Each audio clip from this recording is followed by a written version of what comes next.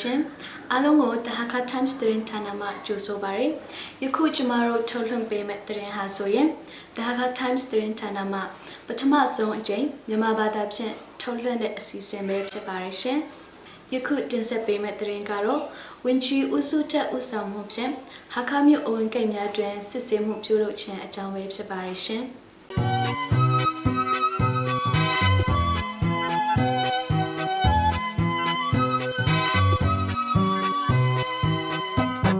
ချင်းပြည်နယ်ဆိုရစီပင်တာယာရေးလက်စစ်နဲ့စမိုးလမှုဝင်ကြီးဦးစုထက်ဦးဆောင်မှုဖြင့်ဟာခါမြို့အဝင်ကိတ်များတွင် COVID-19 ရောဂါစစ်ဆေးမှုနဲ့လုံခြုံရေးစစ်ဆေးမှုများကို2020 အောက်တိုဘာလ19ရက်နေ့တွင်ပြုလုပ်ခဲ့ကြောင်းသိရှိရပါတယ်။ဒီသတင်းနဲ့ပတ်သက်ပြီးဟာခါမြို့နယ်စီပင်ရုံးက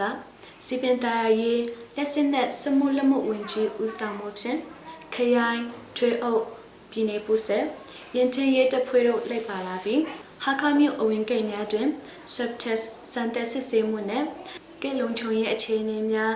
ကွင်းစင်းစစ်ဆေးခဲ့ကြောင်း The Hakha Times တို့ပြောကြားခဲ့ပါတယ်။ဟာခါမြို့တွင်အဝင်ထွက်လောက်သူတိုင်းကိုတာဝန်ရှိသူများက COVID-19 ပိုးရှိမရှိစစ်ဆေးမှုများပြုလုပ်ခဲ့ကြပါတယ်။ဟာခါမြို့တမကချင်းပြည်နယ်တပြည်နယ်လုံးရှိမြို့များတွင်လည်းအရင်ကထက်နှစ်ဆပုံမကောင်းမအောင်စစ်ဆေးမှုများပြုလုပ်ကြတယ်လို့သိရှိရပါတယ်။ကျွန်မ Elizabeth ပါ။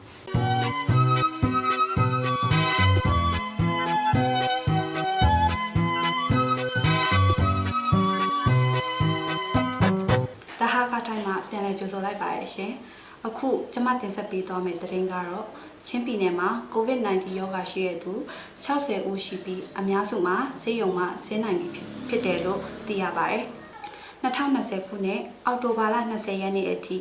ချင်းပြည်နယ်အတွင်း COVID-19 ရောဂါရှိသူ60ဦးတွေ့ရှိပြီဖြစ်တယ်လို့သိရပြီးအများစုမှာဆေးရုံမှာဆင်းနိုင်ပြီဖြစ်တယ်လို့သိရပါတယ်။အောက်တိုဘာလ19ရက်နေ့ယမန်နေ့မှာပြည်내ကျန်းမာရေးနဲ့အားကစားဦးစီးဌာနရဲ့ထုတ်ပြန်ချက်အရဂန်ကောကနေဟာခါမှာတေးတေဆောင်တဲ့ကားကိုစစ်ဆေးရာကားမောင်းသူမှာ COVID-19 ရောဂါတွေ့ရှိပြီးချင်းပြည်နယ်အတွင်း COVID ရောဂါတွေ့ရှိတဲ့သူဦးရေ60ဦးထိရှိပြီဖြစ်ပါတယ်။အဲဒါကြောင့်မိမိတို့နေထိုင်နေကြတဲ့ပတ်ဝန်းကျင်တွေမှာရောတခြားဒေသမှာ quarantine မဝင်ဘဲနေထိုင်နေကြတဲ့သူတွေရှိပါကသက်ဆိုင်ရာတာဝန်ရှိသူတွေထံမှအသိပေးကြောင်းကြဖို့တိုက်တွန်းချင်ပါတယ်။2020ခုနှစ်အောက်တိုဘာလ18ရက်နေ့အထိ COVID-19 ရောဂါရှိသူဟာခပြည်သူ့ဆေးရုံမှာ9ဦးအမျိုးသားကျန်းမာရေးခွဲစိတ်ခန်းမှာအစစ်ခံသူ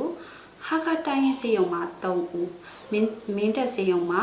6ဦးဖလန်းဆေးရုံမှာ4ဦးတိတိဆေးရုံမှာ2ဦးနဲ့တွန်းဆန်ဆေးရုံမှာ1ဦးအသီးသီးရှိကြတယ်လို့သိရပါတယ်။2020ခုနှစ်အောက်တိုဘာလ19ရက်နေ့မှာ COVID-19 ရောဂါတဦးထပ်မံတွေ့ရှိရဖြစ်ပါတယ်။ COVID-19 ကာကွယ်ထိန်းသိမ်းကုသရေးကိစ္စနဲ့ပတ်သက်ပြီး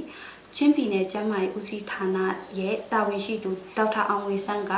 တတိထားကြဖို့လိုအပ်တယ်လို့ပြောကြားခဲ့ပါတယ်။မြန်မာနိုင်ငံအစိုးရဒါမှမဟုတ်ကျန်းမာရေးနဲ့အားကစားဦးစီးဌာနကနေထုတ်ပြန်ထားတဲ့ထုတ်ပြန်ချက်တွေကိုလိုက်နာကြဖို့လိုအပ်ပါတယ်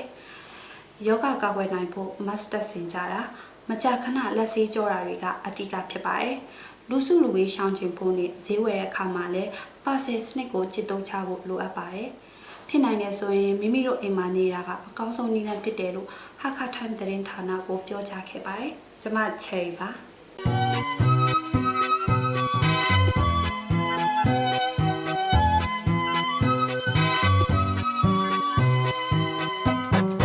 ကျမတို့ The Hakha Times သတင်းဌာနရဲ့မြန်မာဘာသာဖြင့်တင်ဆက်တဲ့သတင်းအစီအစဉ်ဟာ